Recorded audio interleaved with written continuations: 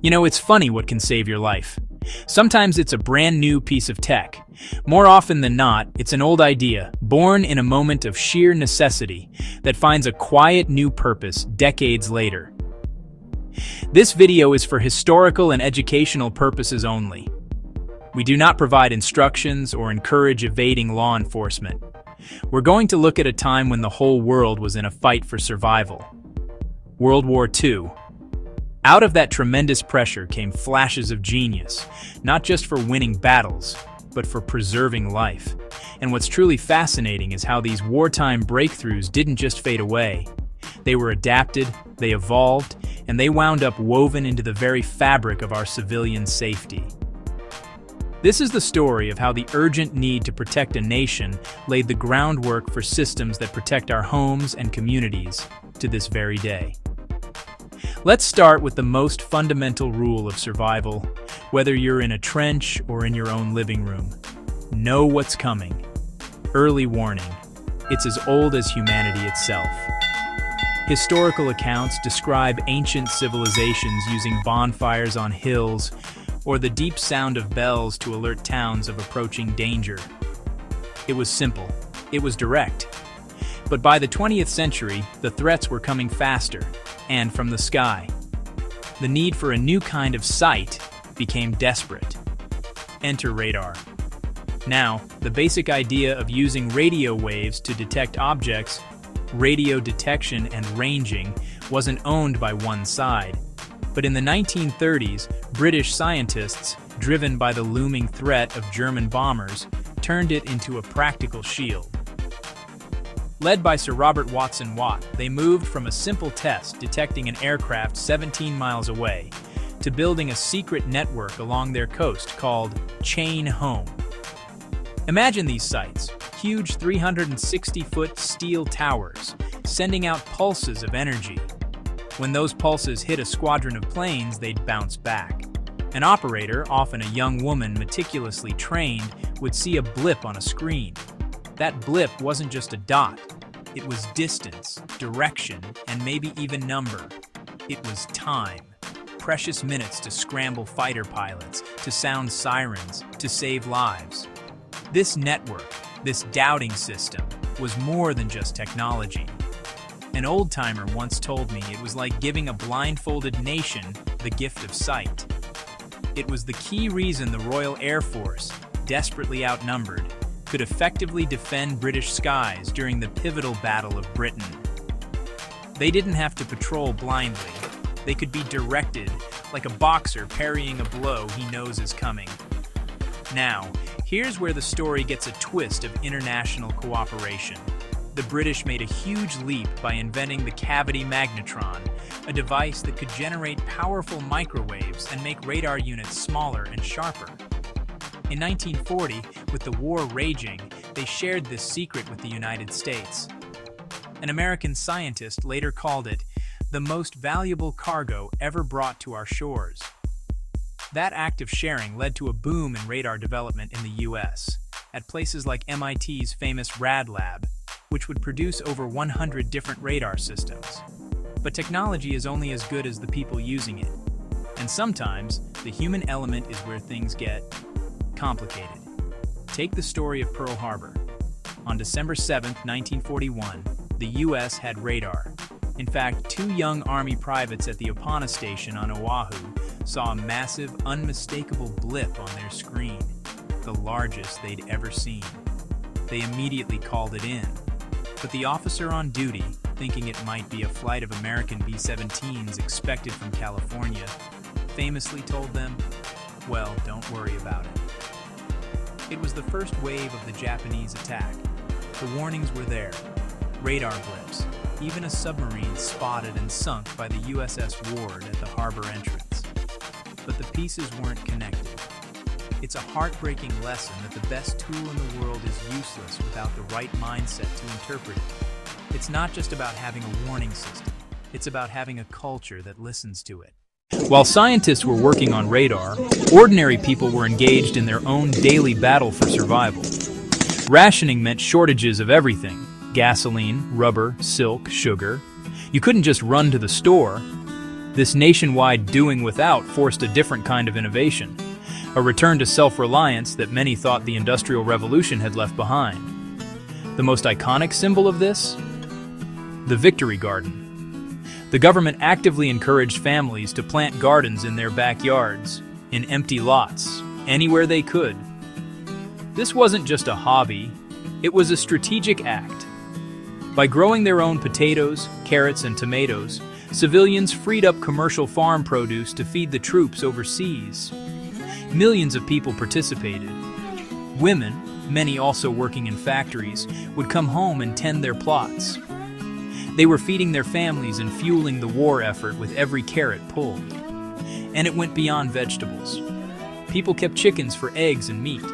They walked or bicycled because gas was too precious. They learned to make do and mend, repairing clothes, repurposing furniture. Recycling became a patriotic duty for the first time on a mass scale. Scrap metal, cooking fat, nylon stockings were all collected and transformed into war material. An airplane part might literally have begun its life as a cookie sheet. This shift in mindset was profound. It proved that resilience isn't just about strength, it's about adaptability. It's about looking at what you do have and asking, what can I create with this? That post-depression, wartime generation had a PhD in that. They understood that security isn't just something provided by a government or an army far away. It starts at home, in your own backyard, in your own pantry. There's a psychological lesson here too, one that soldiers and civilians alike had to learn. Attitude is paramount. In the face of blackouts, bombing raids, and bad news from the front, maintaining community spirit and a positive outlook was itself a survival tactic. The USO tours, the community dances, the shared struggle, these were the defenses against despair. They knew that if you lose the will to keep going, you've lost before the fight is even over. Now this brings us to a powerful, almost mystical connection between past and present. The WWII generation revived old skills, but some cultures never lost them. This is knowledge that isn't written in a manual, but carried in stories, songs, and the whispers of elders. Consider a staggering example from December 26, 2004. A massive earthquake under the Indian Ocean triggered a series of devastating tsunamis. On the Andaman Islands, the wave killed thousands. But among the indigenous tribes like the Onge, Jarawa, and Sentinelese, people who have lived in deliberate isolation for millennia, there were no reported fatalities. How? They didn't have radar. They didn't have a tsunami warning center. They had something else, ancestral knowledge. Their stories and songs held the cues. When the ocean suddenly pulled back, farther than any tide, when the water changed color and the horizon looked wrong, their ancient instructions kicked in. The memory passed down said, run inland and up to the hills. And they did. They gathered their people and moved to high ground, watching as the waves swallowed the beach they had just stood on. Their deep generational familiarity with their environment, their traditional knowledge, acted as a perfect, living early warning system. It's a humbling reminder that the most advanced technology in the world sometimes just rediscovers what humanity already knew.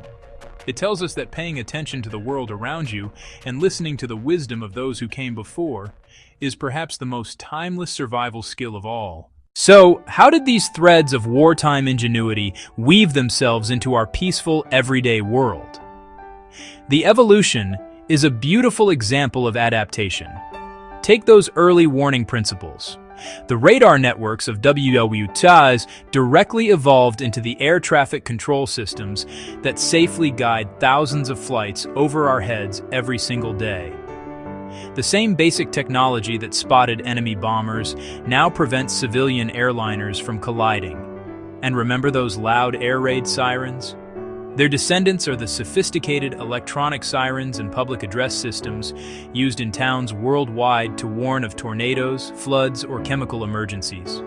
The need for a centralized, immediate alert for a population didn't disappear after the war. It just found new, life-saving purposes. The civilian make-do spirit had an equally profound impact. The concept of recycling, pushed to its limits during the war, planted the seed for the modern environmental movement. The Victory Garden inspired later generations to embrace local food, organic gardening, and farm-to-table eating. It shifted the mindset from pure consumption to participation. And perhaps the greatest legacy was the validation of simple, low-tech preparedness. The war proved that knowing how to grow food, repair things, live with less, and work as a community aren't outdated notions. They are the bedrock of resilience. In an age of complex supply chains and digital dependence, that WWII era understanding that your own skills and your neighbor's help are your first line of defense feels more relevant than ever. It's a fascinating journey, isn't it? From secret coastal radar stations to the weather alert on your phone, from a backyard vegetable patch to the modern prepper's pantry. The through line is human ingenuity under pressure. These stories aren't just about old gadgets or dated practices. They're about a mindset of awareness, adaptation, and community that can be applied in any era. The goal wasn't just to survive the war, but to carry the best of that tough-minded, clever spirit forward into a safer future. Which of these historical adaptations surprised you the most? Was it the high-tech story of radar, or the simple power of the Victory Garden? I'd love to hear your thoughts in the comments below. If you found this look at the past enlightening, be sure to give this video a like and subscribe for more stories where history connects to our lives today. Thanks for watching.